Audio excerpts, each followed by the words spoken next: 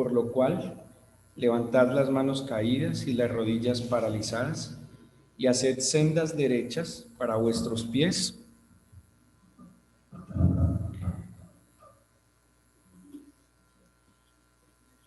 Perdónenme, es que sí se escuche bien. De nuevo, y haced sendas derechas para vuestros pies, para que lo cojo no se salga del camino, sino que sea sanado. Seguid la paz con todos y la santidad, sin la cual nadie verá al Señor. Bueno, estos dos versículos tienen muchísimo, bueno, 3 versículos. Dice, levantad las manos caídas. ¿Quién tiene las manos caídas?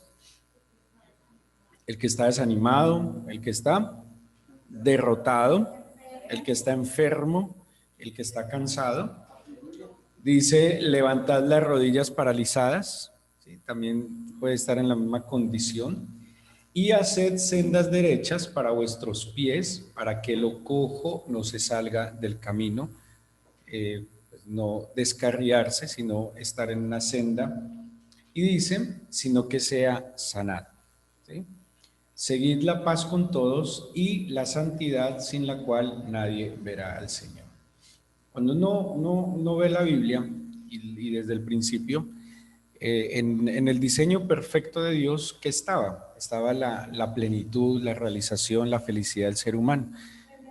Hebreos, está en la diapositiva, 12, del 12 al 14.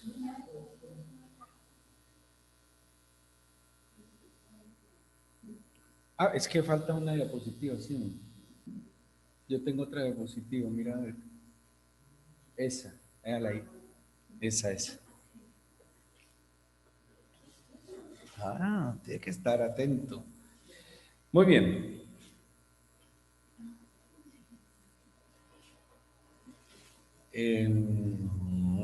Ya. Cuando uno mira la Biblia desde el principio,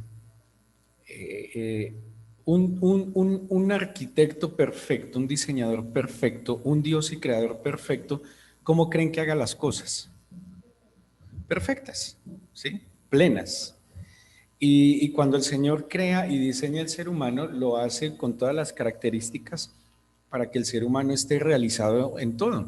Cuando uno mira la narración de Génesis 1 y 2, se encuentra una buena relación, un adecuado ambiente, un buen trabajo, unas condiciones maravillosas. Había salud. ¿El ser humano era eterno o no? ¿Ustedes qué creen? Cuando Dios lo creó, el ser humano era eterno. Claro, la muerte no estaba, ¿sí? Porque era una relación con Dios y no había muerte, no había ni corrupción, ni había violencia. Así que cuando el ser humano se empieza a apartar del Señor, ¿cuáles fueron las consecuencias de este apartarse? Está la separación, que es la muerte, vino la enfermedad, vino el sufrimiento. Hoy el ser humano padece en términos generales enfermedad, ¿sí? Padece enfermedad en su alma. Por ejemplo, ¿cuál sería enfermedad en el alma? ¿Qué sería una enfermedad en el alma? Tienes que cerrar todo el micrófono. O Daniela, creo que lo abrió Daniela. Depresión es enfermedad del alma. ¿Qué más es enfermedad del alma? La ansiedad, la irritabilidad es enfermedad del alma, las fobias es enfermedad del alma, la inseguridad, los resentimientos y odios son enfermedad del alma, la impaciencia es enfermedad del alma. Yo creo que la mitomanía, o sea, esa capacidad de mentir y mentir y mentir y mentir, tiene que ser una enfermedad del alma. ¿Cómo, mi amor? ¿Cómo, hija? El estrés, la angustia es enfermedad del alma, ¿sí? También hay enfermedad en el espíritu. ¿Cuál puede ser la enfermedad en el espíritu? Una opresión espiritual, el no tener una relación con el Señor y tener esa sensación de condenación. Y enfermedades físicas, pues muchas, ¿sí? O sea, muchas. ¿Cómo será que la medicina, con el avance de la medicina, lo que ha venido haciendo es la subespecialización? Y es que cada vez la medicina es mucho más concreta. Por ejemplo, no se asombren, cuando haya una subespecialidad del dedo meñique. No, en serio, es que cada vez es como tan específico, es cada vez, o sea, ahora ya no solo es un oncólogo, ahora el oncólogo es mucho más específico, ya no es solo un pediatra, el pediatra es mucho más específico, o sea, todo es mucho más específico, especializado, exacto. Creo que le llaman subespecialidades, ¿sí? Y es más concreto. ¿Por qué?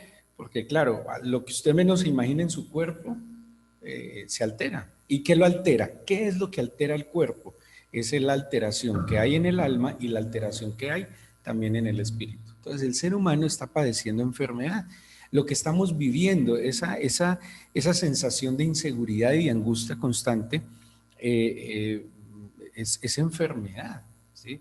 La sociedad está enferma, o sea, que es una cosa muy patológica. O sea, el que le quite la vida a alguien por quitarle algo, o se la quite en un momento de ira, el que no tenga piedad, ¿sí?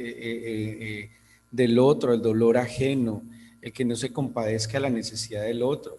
Esa idea en la mente y en el corazón de mucha gente de que al que veo como débil, me lo trago entero, y en vez de compadecerse de la debilidad y la necesidad del otro, eso es patología de la sociedad. Pero todo esto se da porque el ser humano se perdió, se condenó, digámoslo así, se apartó, se desvió de un plan y propósito que el Señor tenía. Por eso cuando la Biblia habla de Jesucristo, Jesucristo es de alguna manera el segundo Adán. ¿Qué quiere decir que Jesucristo es el segundo Adán? Que en el Señor Jesús todo lo que Dios había diseñado, planeado, planteado y creado en el principio, en el Señor Jesucristo, se da todas las condiciones para que sean una verdad. ¿Qué quiere decir? Que en el Señor Jesucristo la relación que se afectó se restaura. En el Señor Jesucristo las condiciones que se alteraron se restauran, ¿sí? Todo, miren, hasta las condiciones. O sea que Jesucristo viene a traer salvación, que es liberarnos de la condenación y estar apartados de Dios, pero también va a traer sanidad, ¿o no? Claro que sí. A propósito, quiero invitarlos a algo. Yo quiero pedirles que esta semana los que tengan enfermedades físicas saquen un día para ayunar. El sábado, en nuestra reunión del sábado, vamos a orar específicamente por sanidades físicas. Porque de acuerdo a lo que les voy a hablar hoy y lo que le hablé la semana pasada, yo voy a dar como a recordar que mi Señor Jesús es sanador. Así que hemos de orar a nuestro Señor Jesús que sane. Pero la sanidad va a venir previa o más bien consecuente de algunos asuntos. Uno, el nosotros experimentar la salvación. La salvación directamente va al espíritu como tal, porque el espíritu es el que está condenado. O sea, cuando el ser humano muera, su espíritu y su alma o se irá con el Señor o su espíritu y su alma estará apartado del Señor. Así que la salvación en sí, ¿se acuerdan que yo les explicaba lo que anota Scofield, que dice, fuimos salvados, estamos siendo salvados y seremos salvados? Es como tres momentos que se da en la salvación. Fuimos salvados de la condenación, estamos siendo salvados de la vieja manera de vivir, pero seremos salvados en la manifestación gloriosa del Señor Jesús. Hoy les voy a hablar de nuestro Señor Jesucristo como santificador. ¿Listo? Como santificador. Y dentro de 8 días les voy a hablar del Señor Jesucristo como nuestro sanador. Así que si hemos orado y hemos pedido al Señor que nos salve, y así fue la oración que estuvimos haciendo la semana pasada, que nos salve, que nos libre, que nos permita experimentar la libertad en Él, pues también hoy vamos a entender qué implica la santidad. Y ahora sí, Simón, hacemos la siguiente diapositiva y dice, mas por Él estáis vosotros en Cristo Jesús, el cual, o sea, Jesús, nos ha sido hecho por Dios sabiduría, justificación, santificación y redención. Vale, cuidado lo que dice la Biblia, que por Jesús que nos ha sido dado, uno, sabiduría, dos, justificación, o sea que Él hizo justicia por nosotros, tres, santificación y cuatro, redención. La redención, ¿con qué tiene que ver? Con la libertad, ¿sí? con la libertad, con que nos salvó. Éramos esclavos del pecado, esclavos del enemigo, como dice en Colosenses 1:12, nos trasladó de la potestad de las tinieblas, ¿sí? En quien tenemos redención por su sangre, el perdón de pecados, y nos trasladó de la potestad de las tinieblas al reino de su amado Hijo, en quien tenemos redención por su sangre, el perdón de pecados. Muy bien, Jesucristo entonces nos santifica, y en Cristo el Señor nos santificó y nos apartó. Quiero retomar algo que vimos la semana pasada en la siguiente diapositiva, y vimos la profecía de Zacarías. ¿Se acuerdan que vimos la profecía de Zacarías? ¿Sí? Muy bien. ¿De cuál Zacarías? El papá de Juan el Bautista. Muy bien. Y en esa profecía de Zacarías, el papá de Juan el Bautista, vimos que él profetizó dos cosas. ¿O a quién le profetizó? Primero, ¿a quién? No, al Señor Jesús. ¿Y a quién más? Y a Juan su hijo, ¿sí? Mi alumna favorita. A Juan el Bautista, por un lado, y al Señor Jesús. Están como mi mamá y mi tía en los seminarios, que ellas están atentas siempre a todo, muy aplicados. Muy bien, perdóname que es que se me bloquea. No sé cómo hacía para que se quedara prendido. Muy bien, ¿qué vimos de la profecía de Zacarías? Creo que vamos pasando, yo les voy leyendo y Simón va pasando. Ha visitado y redimido a su pueblo. ¿Quién? El Señor a través de Jesús.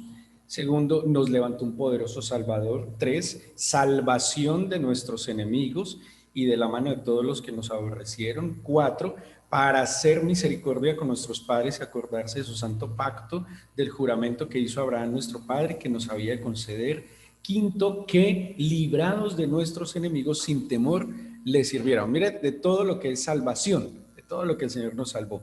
Y ojo con el siguiente punto, en santidad y justicia delante de Él todos nuestros días, para dar luz a los que habitan en tinieblas y en sombra de muerte, para encaminar nuestros pies por camino de paz. Entonces, ustedes van a ver que siempre hay como palabras que son compañeras cuando está hablando del Señor. Entonces habla de santificación, redención, justificación, va a hablar de justicia. Por ejemplo, si ustedes analizan muchas veces que se habla de justicia, está acompañada de paz. Cuando se habla de paz, se habla de justicia, también se acompaña de santidad. Así que, partiendo de esta misma profecía que Zacarías hace del Señor, Jesucristo, además de ser nuestro Salvador, es quien nos santifica.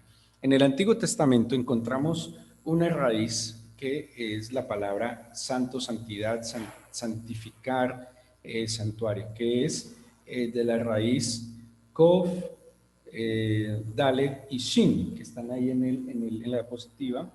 Y ahí están estas cuatro palabras que es Kodesh, Kadash, Kedesh y Kadosh. Seguramente ustedes han escuchado una canción que dice Kadosh, Kadosh. Tengo una clase de canto y ya me nota, Kadosh. Mentiras que no es una clase de canto, sino que Daniela me está enseñando. Y también el profe de ella. Entonces dice Kodesh, Kadash, Kedesh, Kadosh. Si ustedes miran, hay tres letras que se repiten en todas y porque así funciona el hebreo. En el seminario del Antiguo Testamento les voy a dar otras palabras que se escriben con eso, que los van a dejar de pelos parados de la intensidad del significado de esta expresión. Es una expresión intensa, no es cualquier expresión. Para nosotros, la verdad en la cotidianidad del ser humano, entre lo sagrado y lo profano, hay una línea delgada, en la práctica, ¿sí? Para el ser humano se mueve lastimosamente de un momento a otro, de un instante a otro, de lo sagrado a lo profano, así. O sea, la verdad en la práctica el ser humano no distingue lo sagrado de lo profano.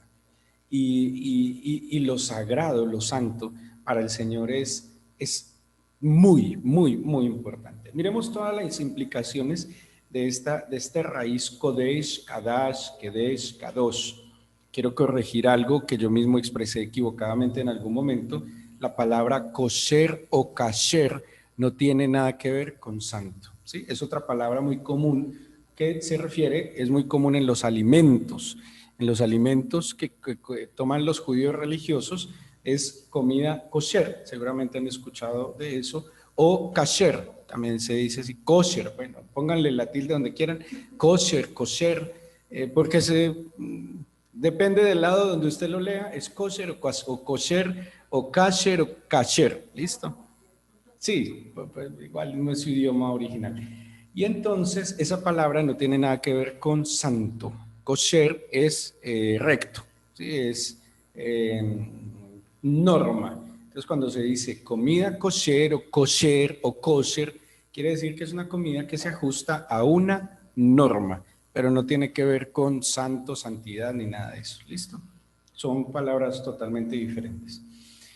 Esta palabra, como sustantivo, dice, es una cosa consagrada. Permítanme decir cosa como objeto, como sujeto, cosa consagrada, cosa dedicada, cosa santificada, santidad, día santísimo, porción, cosa, santo. Esa es como todas las connotaciones de la palabra kodesh como sustantivo. La palabra kadash, santificar, es el verbo. Entonces dice nombrar, ofertar, consagrar, dedicar. Profanar, no lo quité,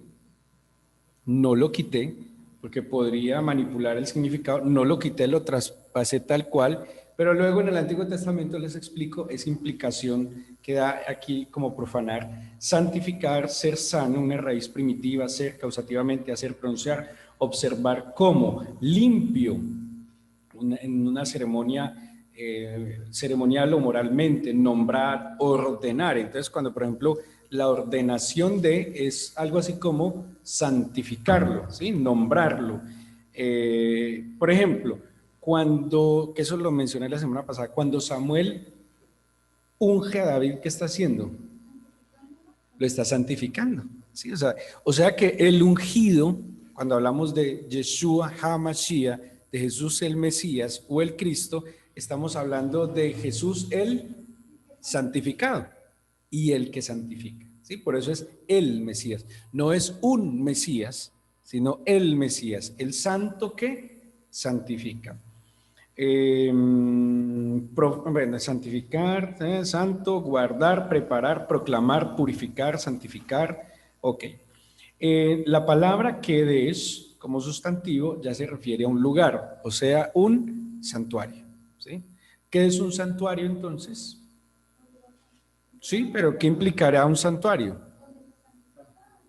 O sea que no se puede hacer cualquier cosa ahí, ¿sí? La casa mía, ¿qué debería ser? Un santuario. Según el Nuevo Testamento, que lo veremos, ¿yo qué debería ser? Un santuario. Y miren que santuario es la misma raíz de santo, ¿sí? O sea que esto es bien chévere. ¿El matrimonio qué es? Es también un santuario, ¿sí? Muy bien. Y la última palabra, kadosh, como sustantivo, entonces dice sagrado, Dios por eminencia, un ángel también es santo, un santuario, bueno, etcétera. En la siguiente diapositiva vamos a ver las dos palabras que se usan en el griego. Espectacular. La verdad, esa palabra, la primera es espectacular y es agios. Los que han viajado a Turquía, hay una, o han visto Discovery o Nat Geo, hay un monumento que Erdogan ahora era un museo y ahora Erdogan lo convirtió en una mezquita. Erdogan es el presidente de Turquía. Es un edificio que se fabricó hace como 1500 años. Inicialmente se construyó como una iglesia, ¿sí? La magna iglesia del imperio, digámoslo, bizantino, ¿sí? O de Constantino, de Constantinopla. Luego, cuando viene la oleada musulmana, esa gran iglesia la convirtieron en una mezquita. Es enorme, es un edificio de 1500 años.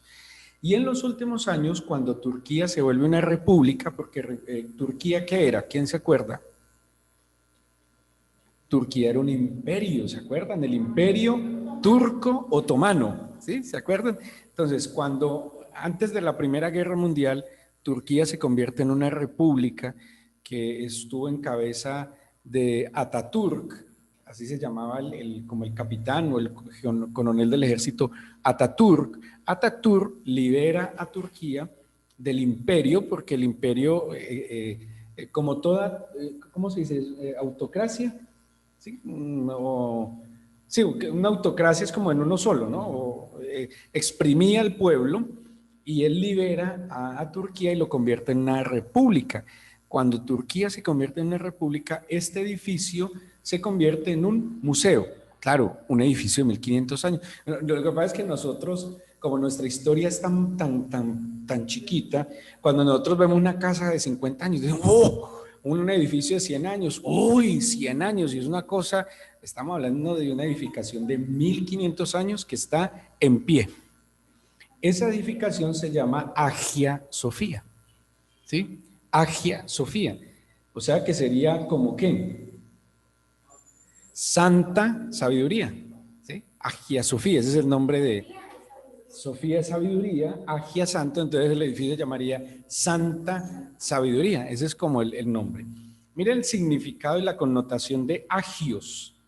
Yo lo coloqué en rojo porque me llamó mucho la atención. Diferente, dice, propiamente diferente. Dice, otro santo para el creyente, significa semejanza de la naturaleza con el Señor, diferente del mundo. El significado fundamental es diferente, por lo tanto, un templo, miren, pónganle cuidado a lo que les explicaba. Un templo en el siglo I era agios, santo, porque era diferente de otros edificios. Eso lo comenta William Barclay. En el Nuevo Testamento, agio, santo, tiene el significado técnico, diferente del mundo, porque como el Señor es diferente, implica algo apartado y por lo tanto diferente, distinguido, distinto, es decir, otro, porque es especial para el Señor. Cuando uno piensa generalmente en la palabra santo, ¿qué piensa? En en el cociente común, ¿qué se piensa cuando se dice algo santo?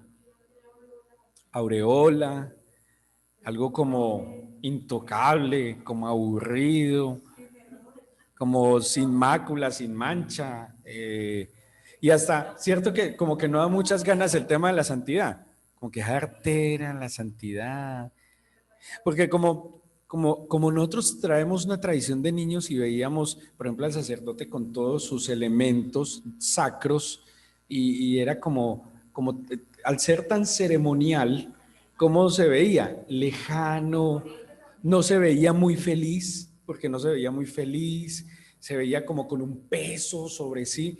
Entonces, para nosotros, creo yo, como por ahí hay muchas sillitas, bien pueda, como en el subconsciente colectivo está de que es algo pesado, imposible, harto, lejano, imposible, ¿sí? Aquí, ¿cómo podríamos entonces definir santidad con este significado de agio? Pues algo que es diferente, algo que se tiene semejanza a la naturaleza del Señor, que es distinto, distinguido y apartado, ¿sí? Y tengamos muy en cuenta eso, que eso marca mucho lo que vamos a hablar esta noche. La otra palabra que se utiliza poco, no se utiliza mucho, es la palabra oseos. Dice es una palabra primitiva, propiamente lo que está sancionado por una ley superior, especialmente la ley divina, es decir, que algo santo está de acuerdo con la verdad divina y por lo tanto merece respeto, ¿sí? Entonces algo santo es algo sagrado que se identifica con que es similar a Dios y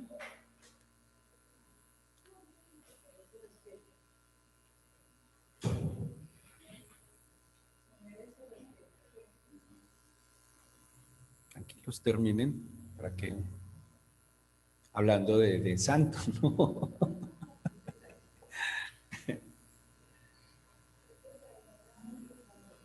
¿Cómo?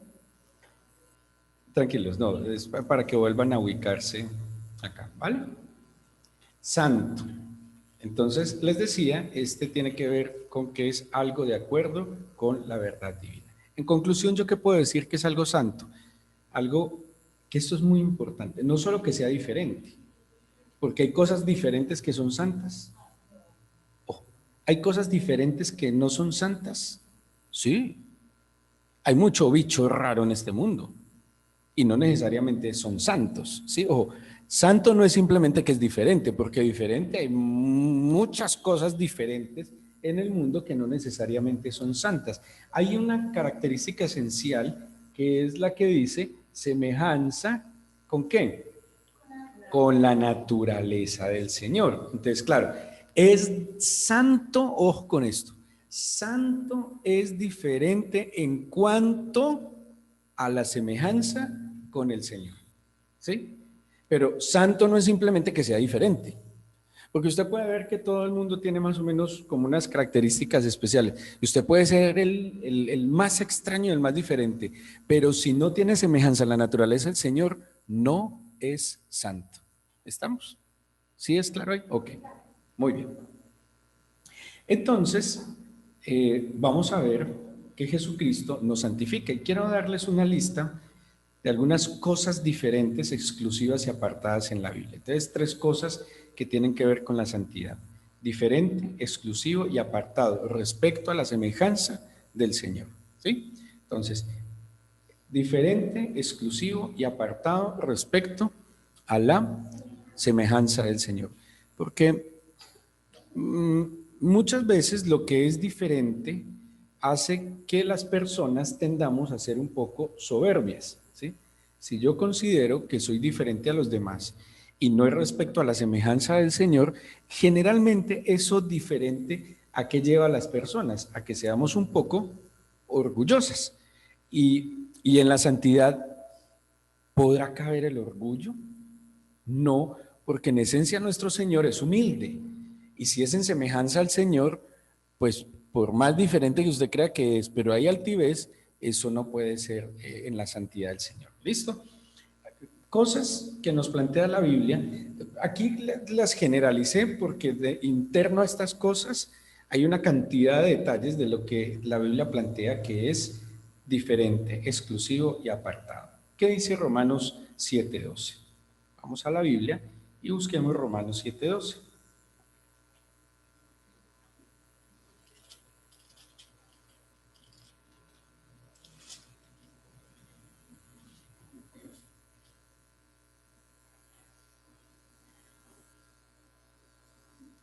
¿Listo? Dice así. De manera que la ley a la verdad es santa y el mandamiento santo, justo y bueno. O sea, ¿qué cosas es santo que encontramos en la Biblia? La misma escritura, ¿sí? O sea, aquí nos está mencionando, de hecho, mandamiento y nos estaba mencionando la ley. ¿Se acuerdan que hablábamos de que había estatutos, decretos, mandamientos, preceptos, ordenanzas? Sí, entonces, la escritura como tal, como es santa. O sea que la escritura es diferente, es exclusiva y es apartada. Mira, hay algo que a mí me llama mucho, mucho la atención de la Biblia, mucho, y es, hay escritos más antiguos, sin duda alguna. ¿Sí? Eso está ya más que comprobado, los descubrimientos arqueológicos lo demostraron. Hay escritos más antiguos que la Biblia. Por ejemplo, un ejemplo de escritos más antiguos que la Biblia. Egipto, ¿sí? Los mismos escritos que encontraron jeroglíficos. Está, por ejemplo, los sumerios, ¿sí? La escritura cuneiforme. O sea, ¿hay escritos más antiguos que la Biblia? Sí, no hay duda alguna.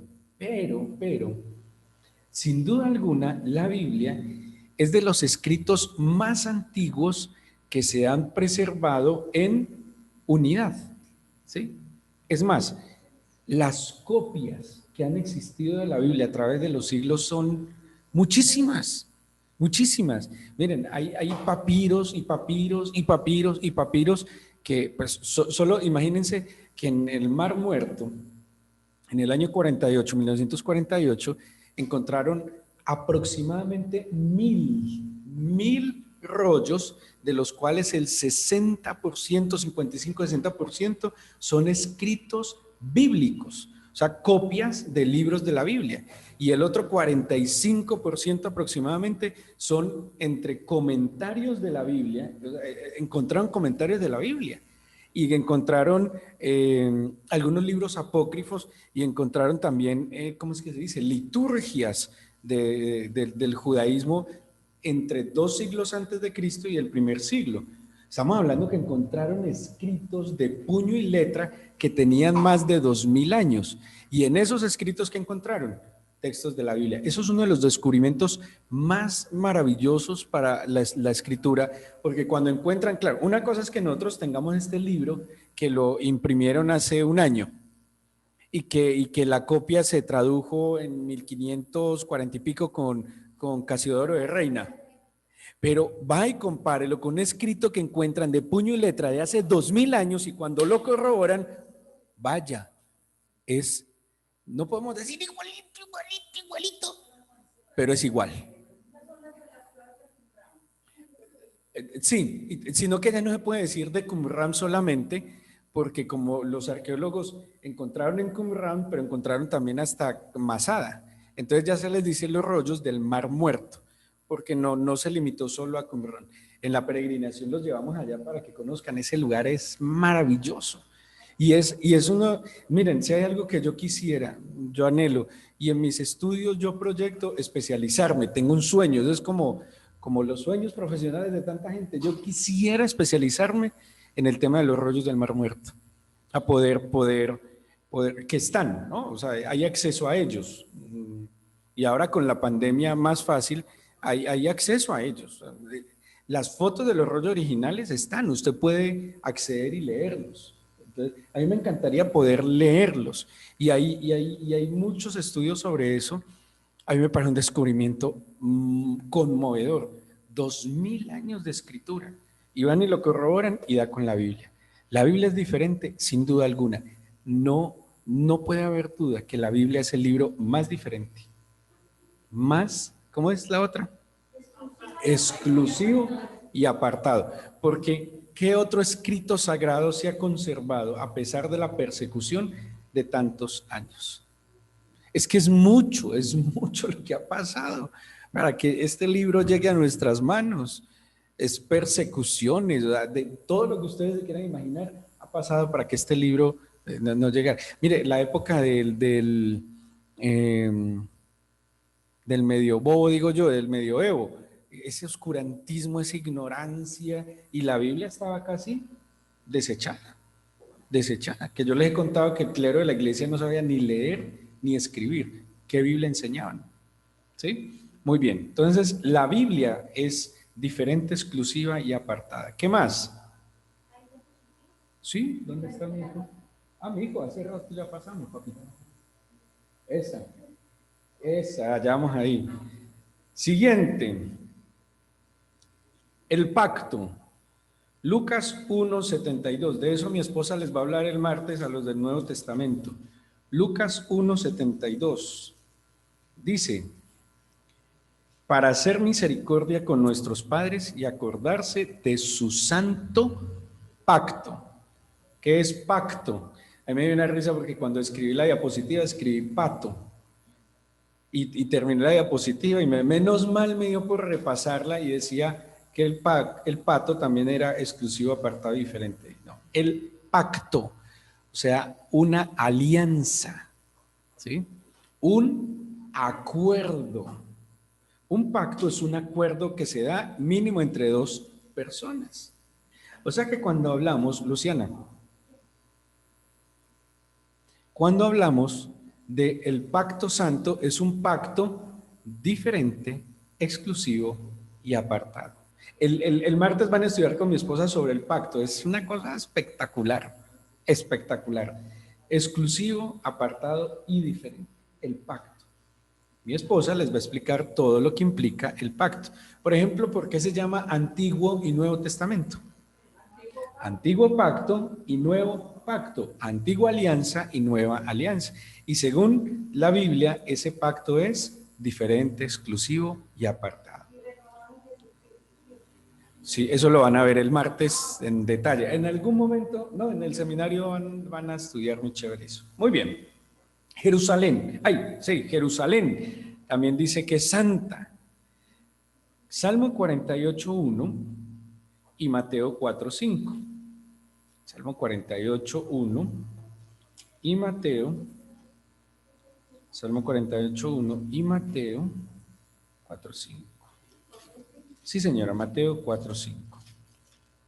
Dice el Salmo 48:1, grande es Jehová y digno de ser en gran manera alabado. Mire que ni siquiera dice. Bendito sea el Señor. Grande es Jehová y digno de ser en gran manera alabado. Mire lo que dice. Digno de ser no alabado, sino digno de ser en gran manera alabado. ¿Y dónde dice? En la ciudad de nuestro Dios, en su monte santo, hermosa provincia, el gozo de toda la tierra, es el monte de Sión, a los lados del norte, la ciudad del gran rey. La Biblia dice que ese lugar es, ¿cómo? Diferente, exclusivo y aparta. Y es diferente. ¿Qué hizo diferente a Jerusalén? El Señor quien la santificó.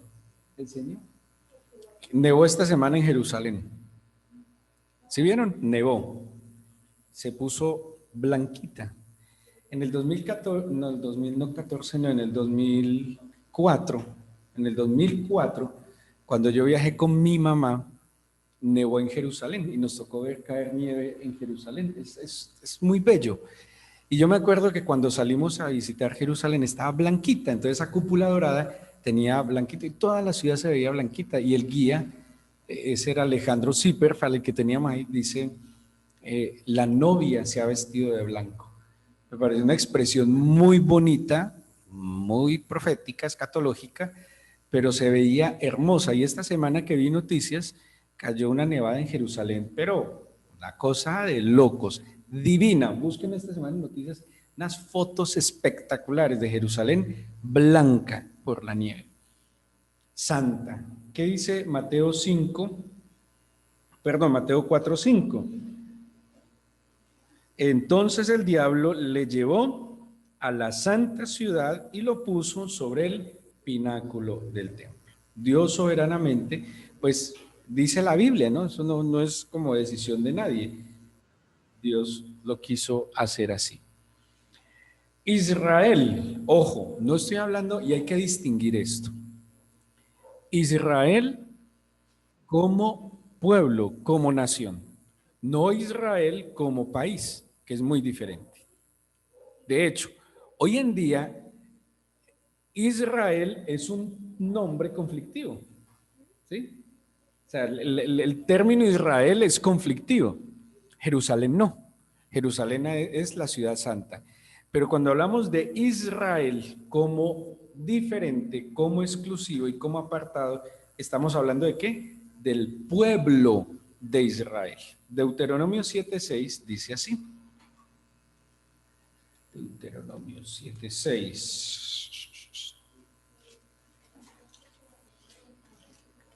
Dice, porque tú, está hablando el Señor al pueblo de Israel, porque tú eres un pueblo santo para Jehová tu Dios.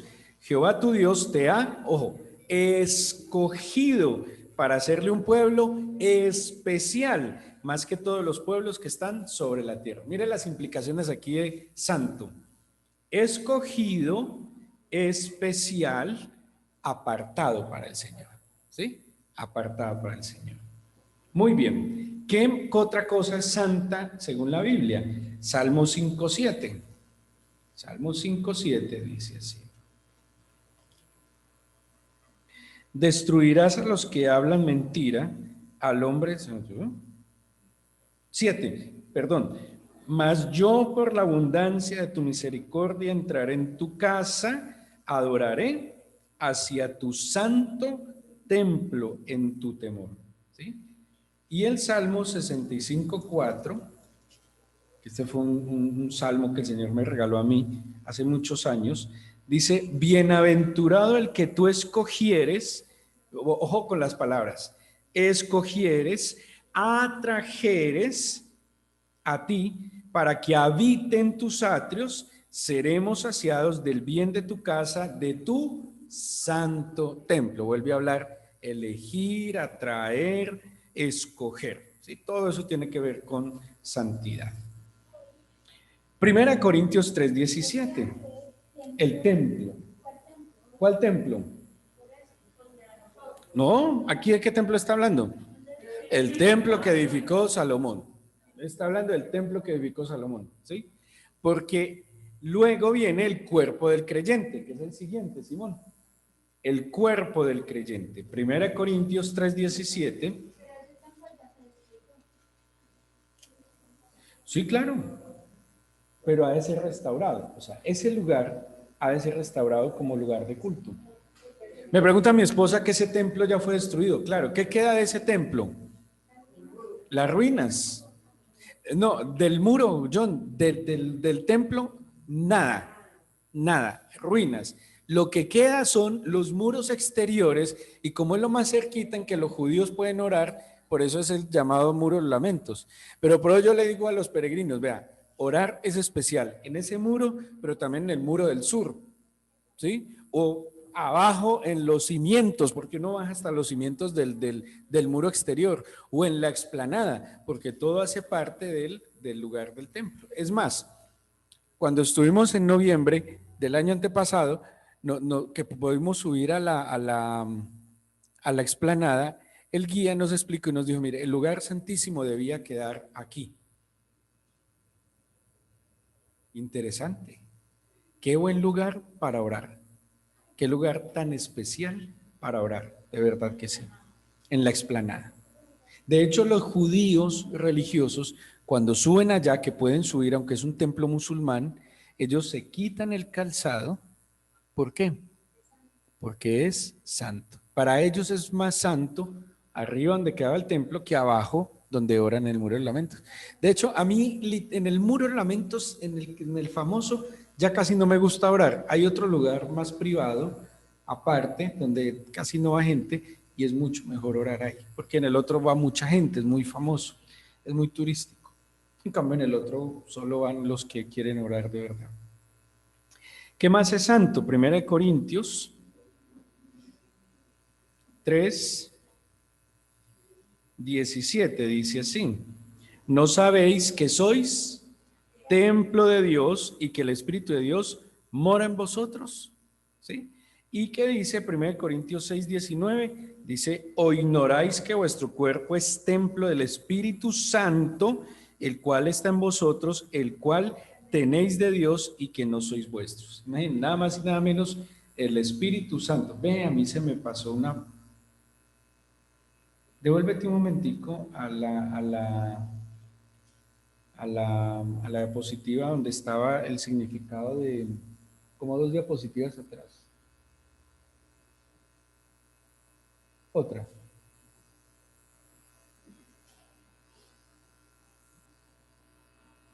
Esa.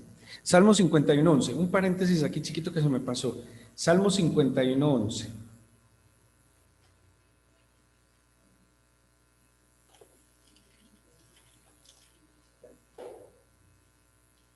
¿Qué dice el Salmo 51:11? Dice así.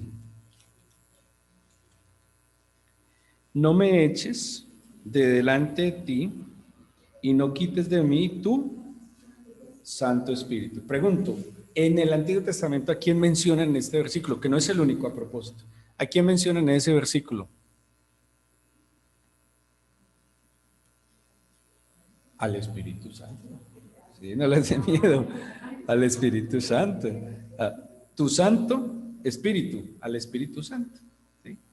¿Cómo es? Dice Ruach HaKodesh, tu Santo Espíritu, Kodesh, ¿sí? Ruach, viento, porque la palabra Ruach es aire, viento, HaKodesh, o sea, el viento, Ruach HaKodesh. Ruach, o Ruha HaKodesh. O sea, algo así, si se tradujera literalmente sería viento santo. Viento. Es más, ¿saben cómo se dice en, en griego? Es neuma. Neuma. ¿A qué le suena la palabra neuma? Bien pronunciado sería algo así como neuma, a neumonía. ¿Por qué neuma? ¿Qué tiene que ver neuma? ¿Qué le suena? ¿Por qué? ¿Qué hace uno con los pulmones? ¿Y qué respira? Aire, viento. De hecho, de ahí viene neumático, ¿sí? O sea que neuma en el Nuevo Testamento es espíritu, porque el espíritu es un aire, es un viento, pero el espíritu de Dios es el espíritu o el viento santo. Es más, ¿cómo le dio Dios vida al ser humano? Soplo, aliento, bien, el santo aliento de Dios, ¿sí? Eso tiene unas connotaciones impresionantes, porque es que, por eso la palabra, ajá, por eso la palabra, porque ¿qué es la palabra? Es viento. O sea, el Espíritu Santo es la acción de Dios, es el viento de Dios. ¿Sí? La palabra tiene poder de Dios, ¿sí? Porque es el que ejecuta de Dios. Cuando dice Dios hizo, Dios dijo, ese Dios dijo, ¿qué implicará entonces? La acción del, en hebreo, Ruach HaKodesh, del viento santo de Dios. ¿Sí? Y se acuerdan que hablamos cuando hablamos del Evangelio completo que Dios santifica a través de su ¿qué? De su Santo Espíritu. ¿Se acuerdan cuando dijimos Jesús Salvador, Jesús santificador a través del Santo Espíritu, Jesús sanador y Jesús que vendrá en gloria? O sea que Jesús, el Señor, santifica a través del viento. ¿Sí? Por eso la palabra del Señor. O sea, el Espíritu Santo es la palabra accionada del Señor. ¿Sí? Es más, por eso es que el Espíritu del Señor es el que hace que en mí se experimente la palabra viva del Señor.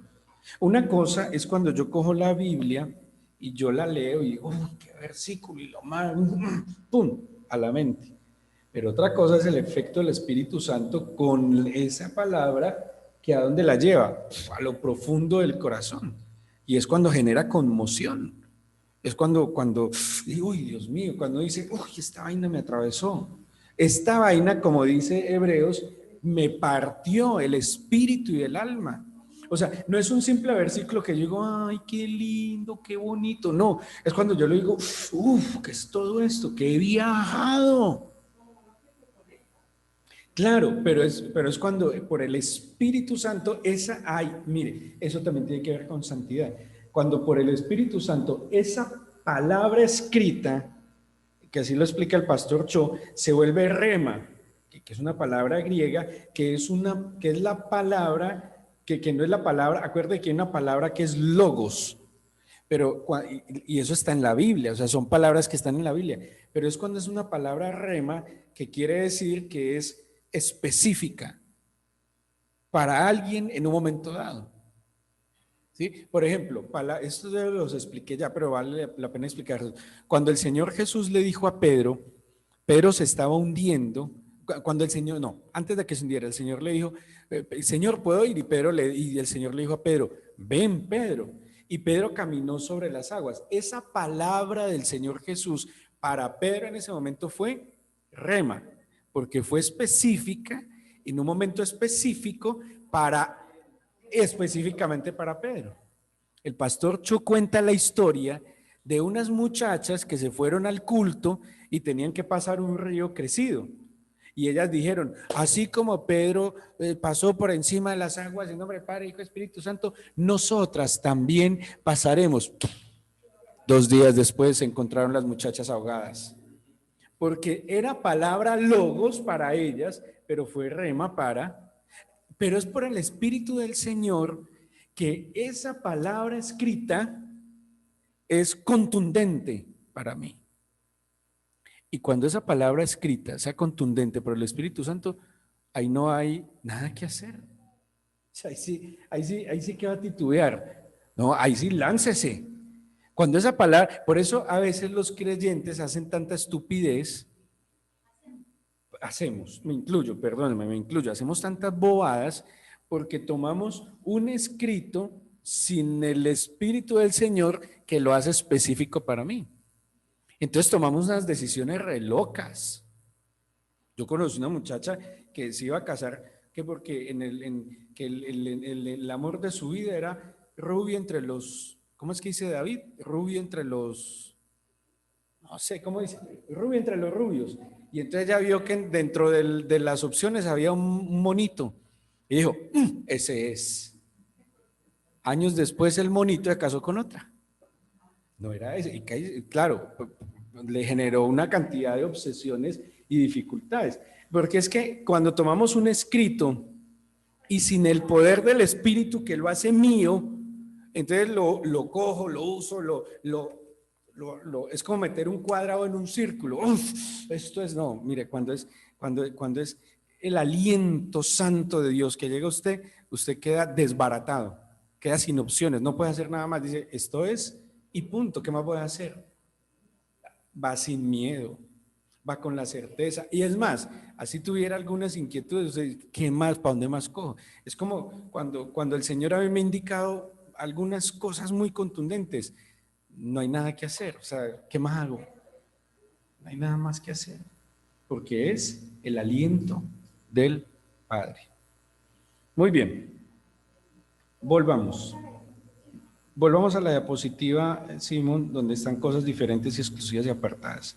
Entonces ya vimos la escritura, el pacto, Jerusalén, Israel, el templo, el cuerpo del creyente y Efesios 5, 27, 25. Efesios 5, 25 dice, maridos, amad a vuestras mujeres, así como Cristo amó a la iglesia y se entregó a sí mismo por ella. ¿Para qué Cristo se entregó por la iglesia? Santificarla, habiéndola purificado en el lavamiento del agua por la palabra, a fin de presentársela a sí mismo una iglesia gloriosa, que no tuviese mancha ni arruga ni cosa semejante, sino que fuese santa y sin mancha. Espectacular, ¿no? O sea, ¿qué más es santo según la Biblia? La iglesia. ¿Por qué la iglesia es santa? Pónganle cuidado a todo lo que dice. Porque Cristo se entregó por ella. ¿Dijiste algo? ¿Por qué? Porque la amó, porque se entregó por ella, porque la apartó, porque la purificó, porque la lavó, porque la glorificó y la hizo sin mancha, sin arruga. Esa es la función de un marido que santifica a su esposa. Todo esto que hizo Cristo. Es que ¿cuál? Todo esto que hizo el Señor. O sea que, por ejemplo, una esposa debe ser diferente, exclusiva y apartada. Cuando la esposa es diferente, exclusiva y apartada, aquí dice que hace el marido. La ama, se entrega por ella, la purifica, ¿sí? La mantiene purificadita, la mantiene gloriosa, en todo sentido gloriosa, bien vestida, bien bonita, gloriosa. En todo sentido la purifica por las buenas palabras, porque la fortalece en su autoestima, en su valía, la respeta. Y además dice, sin mancha, ni arruga, ni cosa semejante. O sea, que un marido que santifica a la esposa hace todo por mantenerla, 10 puntos. O sea, no es trabajo de la mujer mantenerse así, es trabajo del esposo que la santifica. ¿Qué parámetro el que pone el Señor Jesús, no? Pero les digo algo, cuando el Señor Jesús ve a un hombre cumpliendo esta labor, le ayuda, y lo ayuda, y le bendice, y lo dota, claro. Mi esposa dice que al marido tacaño Dios no lo bendice. No, seguramente porque es que esa no es la función del varón, la función del varón es glorificar, santificar, hermosear, proveer totalmente. O sea, la mujer no debería gastar nada en el peluquero, eso es responsabilidad del marido. Cueste lo que cueste. Porque es la corona, claro, porque es que es la corona que distingue a la cabezota del marido. La iglesia, ¿no? En la Biblia también está que el matrimonio es santo, que la esposa es santa, que el marido, y ojo, que también el marido es santo. También yo les digo, señoras, si el marido está cumpliendo, su labor, pues un marido feo, o sea, por lo menos desatalajadito y mal arreglado, también a la esposa le hace falta. Por lo menos controle. Vea, combine bien. Báñese. Eche de perfume, peínese. Contribuye. Pues peínese entre comillas, dice Doris, hablando de él, marido y mí, y de mí. No, pero claro, también es también recíproco. O sea, porque tampoco está bien una reinita de belleza, una cosa maravillosa, y el pobre partido, el lomo descachalandrado, vuelto nada. No, o sea, es también cuídelo, aliméntelo bien, trátelo con cariño. Pues si él está cumpliendo el deber del Señor, ¿por qué no lo va a tratar bien? Si está representando bien al Señor, ¿sí? Sin arruga también, compártale las cremitas. Si ve que el marido le está arrugando mucho, compártale unas cremitas, porque el marido no puede ponerse unas cremitas para ayudarle. ¿Cómo? Sí, tintúrele las canas también si quiere un poquito, ¿por qué no? Puede ser. Muy bien, ahora, antes de pasar a la siguiente, cuando vemos objetivamente en la Biblia la santidad, a veces hay como un temor de hablar de la santidad, porque vuelvo y digo, se ve como una carga, se ve como un peso que nadie quiere llevar. Enseñar la santidad, ¿qué implica? Vivir la santidad. Y la santidad, vuelvo y digo, no es que seamos inerrantes. ¿A qué me refiero en ser inerrantes? Que nunca nos equivocamos, que nunca hay error. Claro que es imposible que seamos inerrantes, es imposible, ¿verdad? Es imposible. Pero, ¿qué dice la Biblia? Procuremos la santidad, sin la cual nadie puede ver a Dios. O sea que la santidad es una labor que se hace diariamente. Diariamente hay que santificarse. Así como la labor de santificar a la esposa es diaria, diariamente yo me santifico. Y es la decisión que yo tengo que tomar a diario en la santificación, porque a toda hora y todos los días somos tentados. Claro, y de cosas a veces somos tentados a la ira, al enojo, somos tentados a la mentira, somos tentados a la corrupción, a la trampa, a la triquiñuela, al engaño. Somos tentados a darle la espalda al Señor, al chisme. Somos tentados a los sueños. Ah, ya. Claro, hasta en los sueños se puede ser tentado. Bueno, son tantas situaciones y hay tantas tentaciones a dividir, a apartarnos del Señor. Mire, voy a hacer una campaña. Yo oro y me congrego. Numeral, yo oro y me congrego, listo. Tenemos que congregarnos otra vez, ya.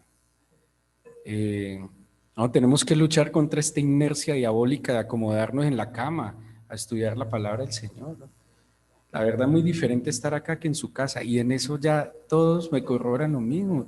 Pero usted allá va al baño, se rasca la oreja, se toma un tinto, aquí le damos café feliz, en su casa es cualquier café, y no cualquier café feliz, es capuchino, pero es diferente, mire, movilizarse, apartarse, interactuar, ver las caras, chocarse el puño, bueno, ver las caras es un dicho, verse los ojos, es diferente, muy diferente. Hagamos una campaña de lloro y me congrego. Pues mentira, no, tacho, nada de numeral ni nada bobadas. Pero no, congreguémonos, luchen. Qué bueno, y nosotros estamos dispuestos. Qué bueno que haya necesidad de hacer 2 reuniones. que mientras todo esto se va normalizando. Y ya, si a usted ya lo vacunaron y siente tranquilidad, pues venga con más tranquilidad. Ya hay algunos ya para vacunar, venga. Si está más tranquilo, no le quite el tapabocas, pero venga. Pero congreguémonos, volvámonos a interactuar, no nos dejemos llevar por esta inercia tan diabólica. No, ya es mucho acomodamiento que es peligroso. Mire, para venir, ¿a ustedes qué les implicó? Bañarse. Bañarse, ¿sí o no? Vestirse adecuadamente, ¿sí o no? Peinarse, maquillarse, ¿sí? Le implicó desplazarse. Pero si usted no hubiera venido, algunos no se bañan. Los sábados, ¿sí? No se visten, no se peinan, no se maquillan. No, es cierto, es cierto. Es que ni para el trabajo, porque se ha quedado comprobado que ni para trabajar. Entonces, si es mejor, y es mejor, ¿vale? Muy bien. Así que la santificación y la santidad es primero, Simón, un privilegio. Un privilegio. No es un problema, es un privilegio. Deuteronomio 14:2. ¿Sí pasaste? Ok. Bueno, voy a necesitar ayuda. ¿Cómo, hija?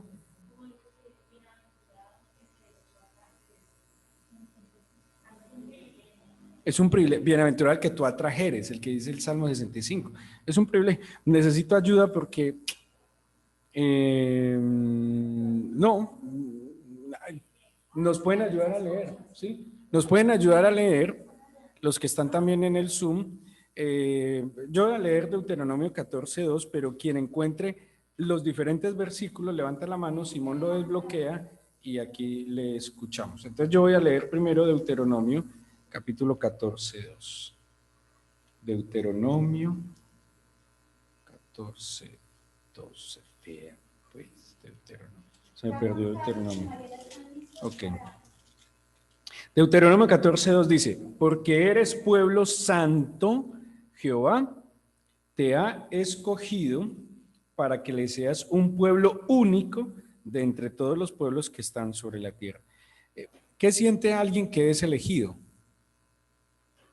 Ustedes han visto las películas de adolescentes en Estados Unidos, la felicidad que les da a las muchachas que las inviten al baile de la graduación, pero la tristeza y la amargura cuando nadie las escoge. Ser escogido, ser elegido y ser elegido por el amor de los amores, por el Señor de señores. ¿Por qué nos eligió?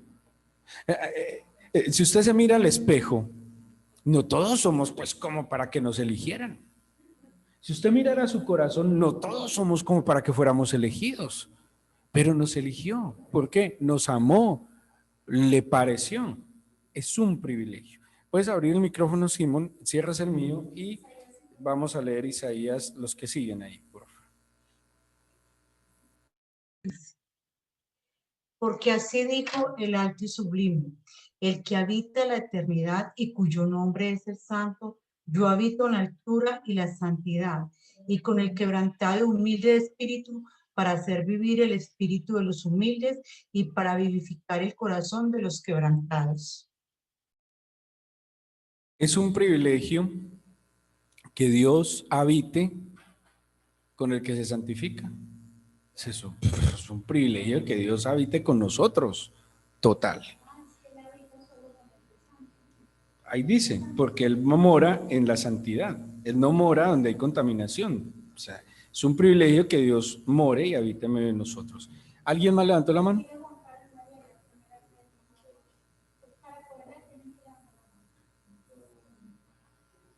Abre el micrófono y bloqueas el mío, por favor. Elegidos según la presencia de Dios, Padre, en santificación del Espíritu, para obedecer y ser rociados con la sangre de Jesucristo. Gracia y paz os sean multiplicadas.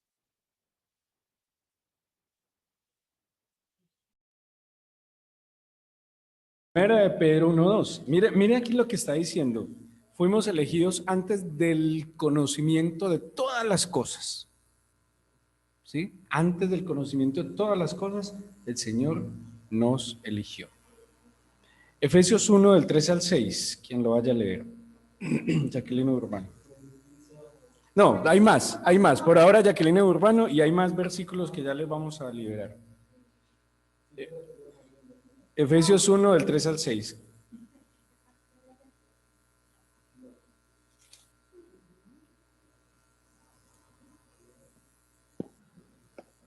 Dice, bendito sea el Dios y Padre de nuestro Señor Jesucristo, que nos bendijo con toda bendición espiritual en los lugares celestiales en Cristo, según nos escogió en Él antes de la fundación del mundo, para que fuésemos santos y sin mancha delante de Él, en amor, habiéndonos predestinado para ser adoptados hijos suyos por medio de Jesucristo, según el puro afecto de su voluntad, para alabanza de la gloria de su gracia, con la cual nos hizo aceptos en Él amado.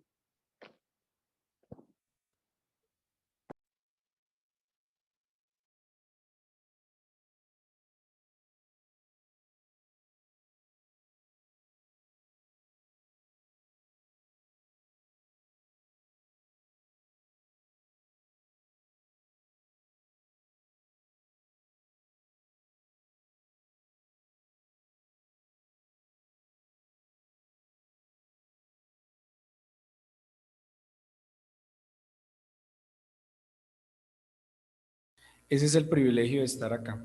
Adoptados, aceptos, espectacular. A mí todas las implicaciones y el privilegio de ser santificado. Pero la santidad también es un llamado. Levítico 27:8 y 1 de Pedro 1:13-16. Si quieren, yo tengo acá, si no levantaron la mano, yo lo tengo aquí. Listo. Entonces Humberto, el que vaya a leer, y el otro lo lee el otro que levante la mano. Ábrele el micrófono, cierra el mío.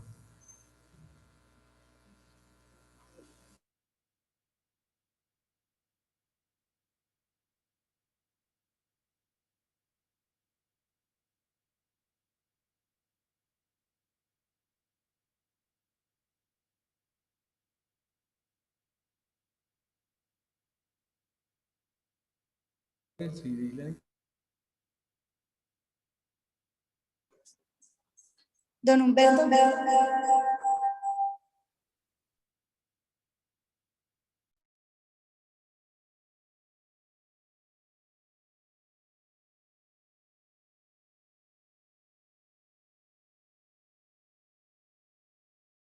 Rápidamente lo busco. Es porque no escuchan allá, Doris. Venga, yo lo leo aquí rapidito. Abre mi micrófono a mí, por favor. Bueno, Levítico 27:8 dice así: santificaos pues y sed santos, porque yo Jehová soy vuestro Dios, y guardad mis estatutos y ponedlos por obra, yo Jehová que os santifico. O sea, la santidad es un llamado coherente a aquel que nos llamó. ¿Por qué debemos ser santos? Porque Él es santo. No voy a leer Pedro porque en Pedro dice lo mismo. Listo, en Pedro dice lo mismo: sed santos porque yo soy santo. Es además de un privilegio, ojo, además de ser un gran privilegio, la santidad es un gran beneficio. Romanos 8, pónganle cuidado a este versículo. Romanos 8, 26 y 27 dice así. Romanos 8, 26 al 27 dice: y de igual manera, pónganle mucho cuidado, y de igual manera el Espíritu nos ayuda. ¿Cuál Espíritu? El Espíritu del Señor nos ayuda ¿en qué? En nuestra debilidad. Ojo, que esto es el privilegio de la santidad. Pues qué hemos de pedir como conviene no lo sabemos, pero el Espíritu mismo intercede por nosotros con gemidos indecibles. Mas el que escudriña los corazones sabe cuál es la intención del Espíritu. Ojo, porque conforme a la voluntad de Dios intercede. ¿Por quiénes? Por los santos. Por los santos.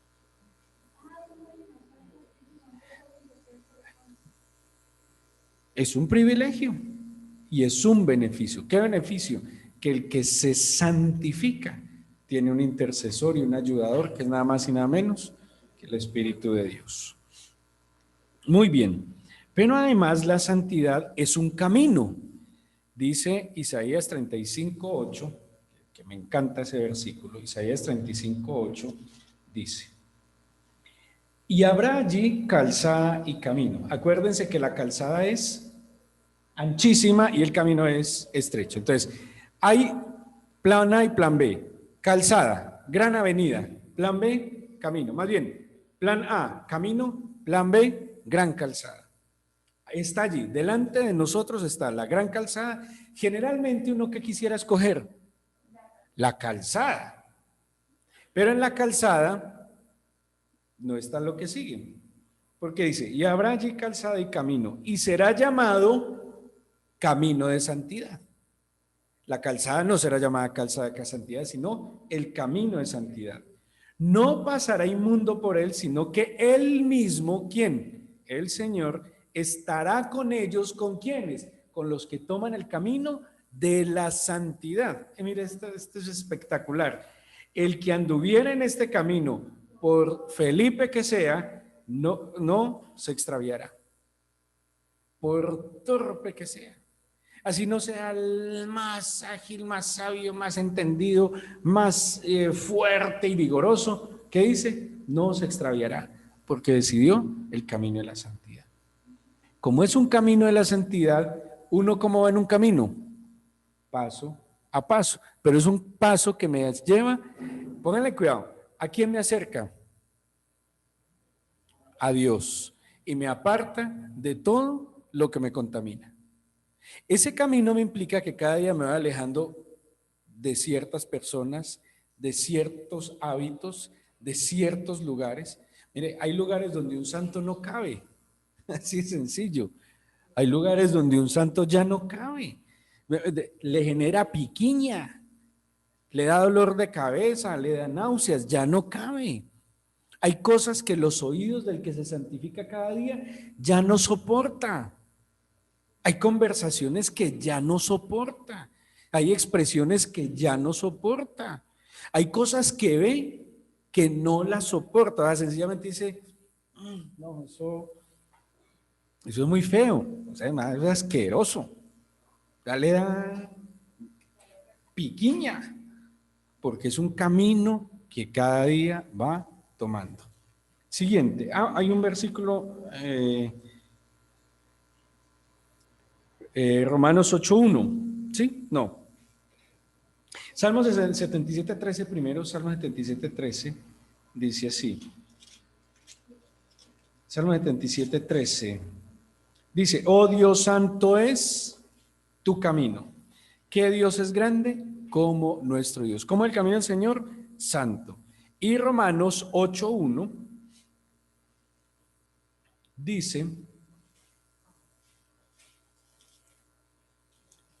Romanos 8:1, ahora pues ninguna condenación hay para los que están en Cristo Jesús. Póngale cuidado a esto: los que no andan conforme a la carne, sino que andan conforme al Espíritu. ¿Sí bien? La santidad es un camino. Y por último, Romanos 12:1-2, la santidad es una decisión. Así que, hermanos, os ruego por las misericordias de Dios que presentéis vuestros cuerpos en sacrificio vivo, santo. Otro hijo. No, entonces bajaste la presentación que no era, ese no quedó. Es una decisión, Romanos 12:1-2. Así que, hermanos, os ruego por la misericordia de Dios que presentéis vuestros cuerpos en sacrificio vivo, santo, agradable a Dios, que es vuestro culto racional. No os conforméis a este siglo, sino transformaos por medio de la renovación de vuestro entendimiento, para que comprobéis cuál sea la buena voluntad de Dios, agradable y perfecta. Romanos 12, del 1 al 2, la santidad es una decisión. La santidad no es una imposición, es un llamado, es un privilegio, es un gran beneficio, es un camino que tú decides emprender o no. Ahora, pues siendo un poco inteligentes, sensatos Romanos 12 del 1 al 2. Siendo un poco sensatos, inteligentes y racionales, pues de pretender ser cristiano, de pretender estar en este camino, ¿cómo deberíamos estar? Procurando la santidad sin la cual nadie verá a Dios. ¿Cierto? ¿Se acuerdan de ese versículo? Si no procuramos la santidad sin la cual nadie verá a Dios. Ahora yo pienso en algo, muchachos. ¿Cómo hace un creyente o un supuesto cristiano para creer que es cristiano si no procura la santidad? O sea, si procurando la santidad hay errores, ¿cómo es entonces el que ni siquiera procura la santidad? Total, tiene que estar perdido, porque no discierne, como dice, eso está en Ezequiel y también en Levítico, no discierne lo bueno y lo malo, no discierne lo justo y lo injusto, no discierne entre lo puro, como lo santo y lo profano, entre lo impuro y lo puro, no lo distingue. Entonces, por eso un creyente coge la Biblia y guarda la Biblia y al instante está pecando deliberadamente. O sea, ora y miente. ¿Sí? Y miente.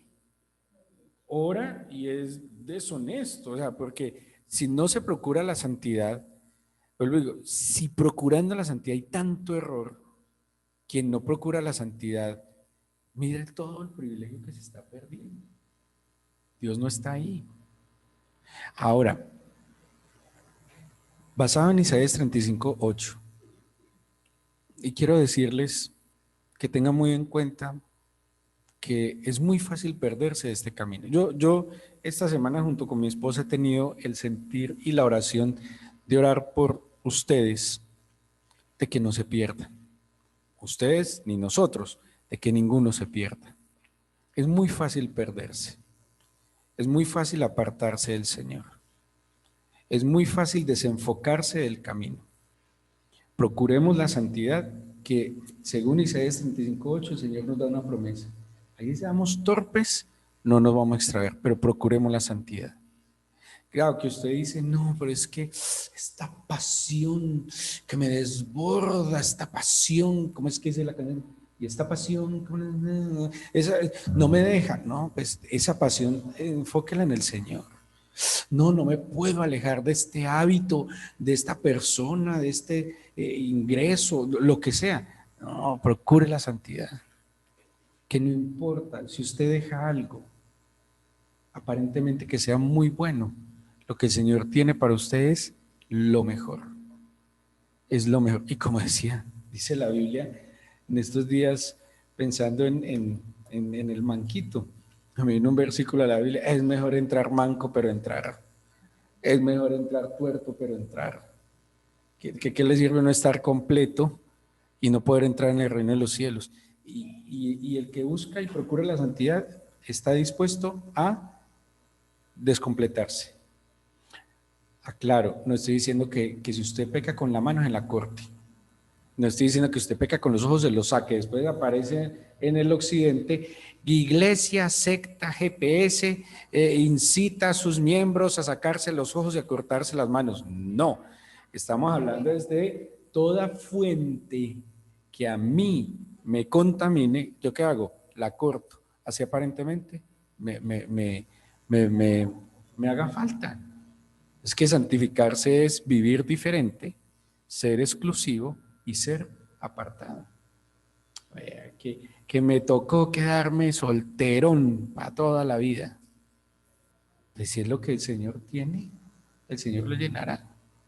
Que me tocó que apretadito, que con lo justo, tranquilo, el que aprende a vivir con lo justo, Dios lo premiará. Pero, ¿qué es? Mire lo que dice la palabra justo. ¿Qué es vivir con lo justo? Con lo que es, no con lo necesario, con lo que es recto. Con lo que es recto. Con justicia me puedo comer mi pánico, pan y Coca-Cola. Con justicia me lo como. Y cuando yo lo disfruto y sé que no se lo quité a nadie, sé que no viene de malos negocios, sé que no viene de nada torcido, me lo como tranquilo y en paz. Y el día de mañana el Señor pondrá los manjares que quiera, en tranquilidad y paz. Pero solo le debo al que le debo deber, a mi Señor. Si no procuramos la santidad es muy difícil. Y vuelvo y digo, es muy fácil que nos perdamos. Y la manera de perdernos del camino es muy sutil e imperceptible. A mí me dolería mucho, porque yo digo que alguien se dejó de congregar, pero porque que yo le dije a mi esposa, alguien se va de GPS porque sintió un llamado muy fuerte de Dios y iba a abrir un ministerio. Dios lo bendiga, hágale con toda, sírvale al Señor. Pero que alguien diga, no, es que estoy buscando como otras, no sé, es que eso del cristianismo, eso de la Biblia, voy a abrir mi mente. Ahí sí, me daría mucho pesar. Pero si todo cambio le va a traer para glorificar al Señor, Dios está con usted. Por eso hay que orar y procuren la santidad. Todo paso que usted dé y toda decisión que tenga que tomar, cuestiónelo. Santifica a Dios. ¿Me santifica? ¿Glorifica a Dios? Hágale. Así sea debajo de un puente, permítame decirlo así. Pero si esa decisión le implica que va a vivir debajo de un puente, pero en rectitud, en justicia, en santidad, hágale. Dios está con usted. Dios no fue para el pueblo de Israel columna de nube en el día y columna de fuego en la noche. No brotó agua de la peña, no descendió maná del cielo y cuando descansaron no les dio codornices. Pues, el Señor no es mi amparo, claro, es mi refugio, es mi torre fuerte. Todo lo que procure la santidad, hágale, recto, confíe, crea. Pero donde haya ahí esa, vea, esta es la oportunidad de su vida, ahora o nunca, pero usted sabe que esa vaina tiene ahí como un venenito, pues no lo tiene ni que dudar, no, punto. ¿Cómo es el hablar del cristiano? ¿Se acuerdan? ¿Sí o no? Dice, lo que viene de más, de mal procede. Cuando usted dice, no, déjame llorar, no, hermano, sí, perdónese y que Dios lo perdone. Cuando usted sabe que esa propuesta no es tan buena y dice, voy a orar, usted debe haber tenido el criterio y el discernimiento para decir, no, no tengo que pensarlo, no tengo que preguntar, eso está mal, esa propuesta no es limpia, no lo voy a hacer. Pero aproveche para que prospere. No, es que yo no estoy llamado a tener prosperidad, estoy llamado a ser próspero. Y la prosperidad, el que es próspero viene del Señor. Ahora, pregunto, ¿es necesario procurar la santidad? Total. Por eso, querida y amada congregación, si han de procurar la santidad, el santo está dispuesto a sanarlos. Y el santo está dispuesto a sanar su espíritu, su alma, su cuerpo, y les voy a decir esta de parte mía, no le dice el Señor, y hasta el bolsillo se los quiere sanar el Señor. Como dice Pablo, lo digo yo, no el Señor. Pero hasta necesitamos sanidad en el bolsillo. Hay bolsillos con neumonía, con bronconeumonía, hay bolsillos con COVID-19. Necesitamos sanidad. Vamos a orar. Me perdonan que me pasé bastante. Me pasé bastante. Necesito un reloj como al frente porque este como que no me sirve. Necesito un reloj pero grande, de esos que cubren toda la pared con alarma y todo. Vamos si quieren, pongamos una melodía en el fondo suavecito. Vamos a orar. Apaga la cámara y ya.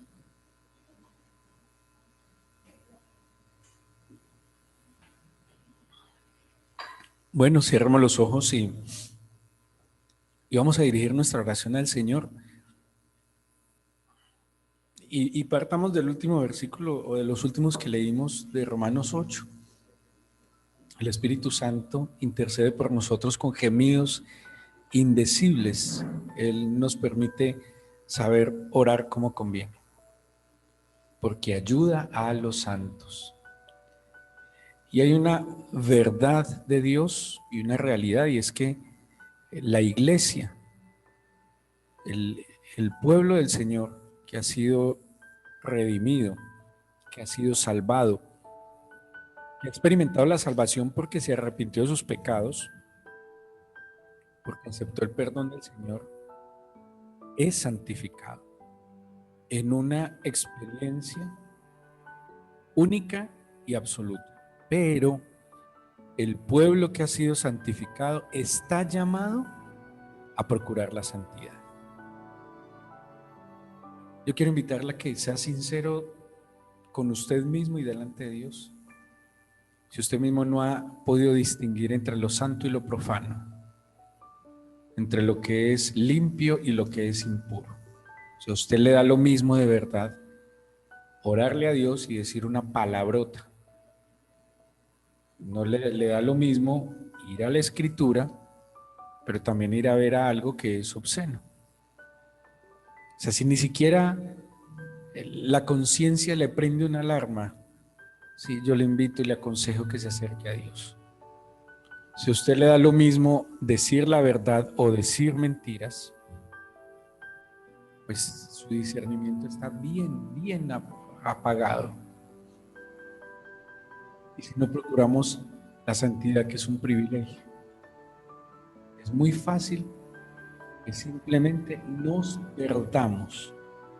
A veces en el subconsciente del creyente o en el consciente cree que se puede tomar licencias para ir a pecar, para caer en desenfrenos, para darle rienda suelta a las pasiones, y cree por allá en el consciente o subconsciente que va a volver, que Dios es misericordioso, que Dios tendrá misericordia de nuevo y extenderá su gracia.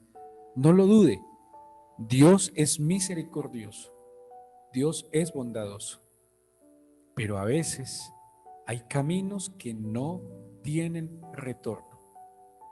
La misma historia de la humanidad nos lo demuestra.